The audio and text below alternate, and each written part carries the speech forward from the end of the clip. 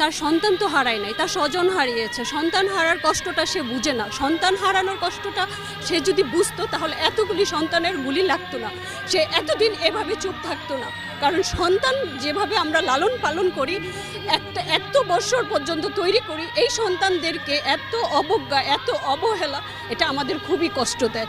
একটা ব্যান থেকে একটা বাচ্চাকে এভাবে টেনে হিঁচড়ে ফেলে, আমরা কুকুর বিড়ালকেও এইভাবে ফেলি না। সে একটা সন্তানকে কেন, সন্তানকে আমাদের এতই নিকৃষ্ট বা এতই, আমি এই সন্তানের কষ্ট, এটা আমার সবচেয়ে বেশি ব্যথা দেয়। আমি এটা নিতে পারি না যখন ব্যান থেকে এমনভাবে টেনে হিঁচড়ে ফেলে দেয়, তার গোপনাঙ্গ দেখা যায়। এটা কত কষ্টের, কত অপমানজনক, এটা খুবই লজ্জার। এটা আমি আমার প্রচণ্ড, এটা বুলেট আঘাতের থেকে এটা বেশি আমার গায়ে লাগে। এটা আমি নিতে পারি না, কারণ আমার 3টা সন্তান আছে। আমি এই 3টা সন্তানকে কত কষ্ট করে বড় করেছি সেটা আমি জানি, আর আমার আল্লাহ জানে।